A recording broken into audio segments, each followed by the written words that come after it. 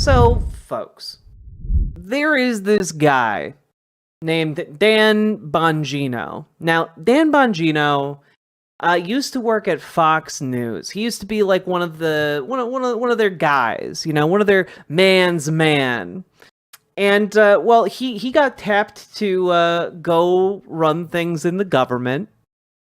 He's just inexplicably been given a ton of power. And well, he went back on Fox and Friends earlier today, and it's maybe one of the funniest things I've ever seen in my life. I mean, I gave up everything for this. I mean, my wife is struggling. I'm not a victim. I'm not Jim Comey. It's fine. I did this, and I'm proud I did it. But if you think we're there for tea and crumpets, well, I mean, Cash is there all day. We share it. Our offices are linked. He turns on the faucet. I hear it. He's there he gets in at like 6 o'clock in the morning. He doesn't leave till 7 at night.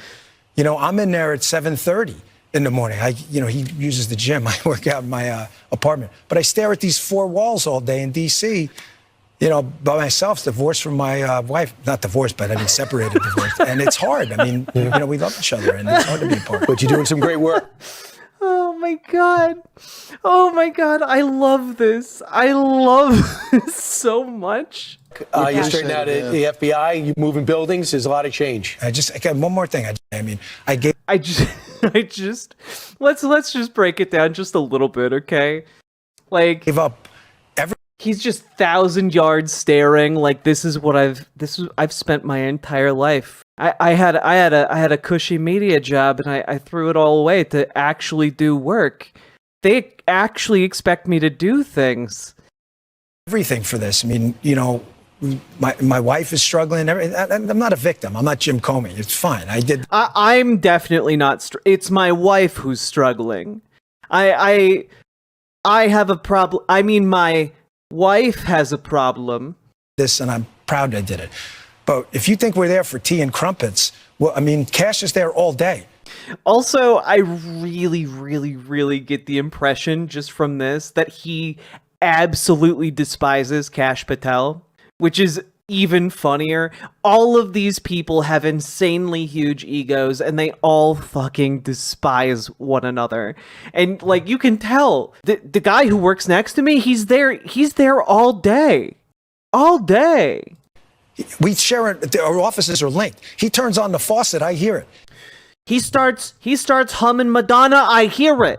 He starts singing the lyrics to Neon Genesis Evangelion. I start hearing it. He's there he gets in at like 6 o'clock in the morning. He doesn't leave till 7 at night. I'm in there at 7:30 in the morning. He's there all the time. I can't get away from him. Uses the gym. I work out in my apartment. But I stare at these four walls all day in D.C. I have to actually work my job all day. Not like my media job where I didn't have to work all day. I have to sit in that office all day. I've been practicing my staring skills. I can now stare without blinking for at least 2 hours.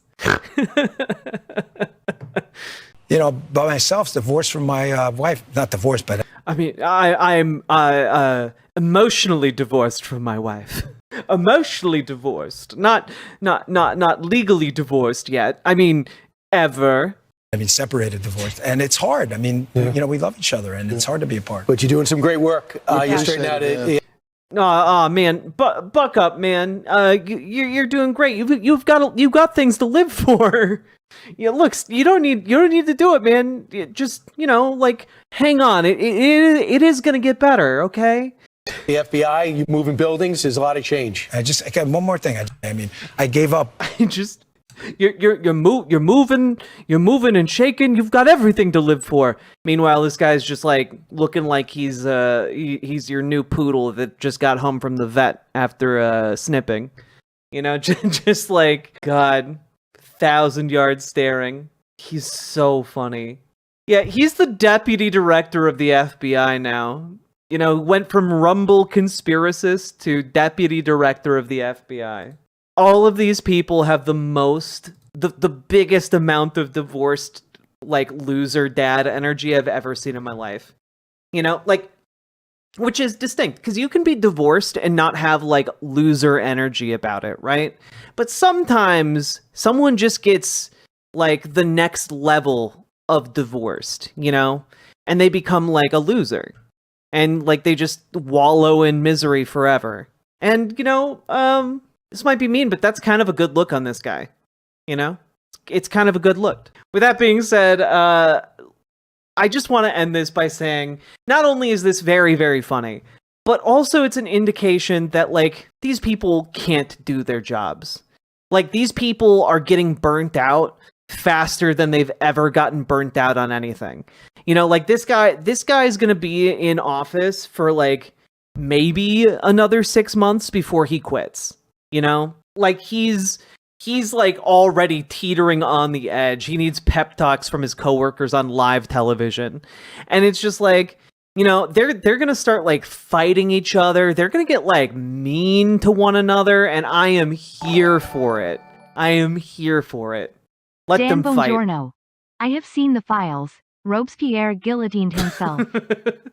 Yeah, dude built like his entire career on Rumble for talking about how Jeffrey Epstein definitely didn't kill himself. And like earlier this week, he just is like, nope, Epstein definitely killed himself. Like he's just like completely changed his tune. It's very funny. Honestly, the implosion of people like this, you know, it doesn't make it all worth it, but it is very funny and it does make me feel a lot better. And hopefully it makes you feel better too. Just know that these people are sad, miserable husks of human beings. You know, like they're basically empty inside.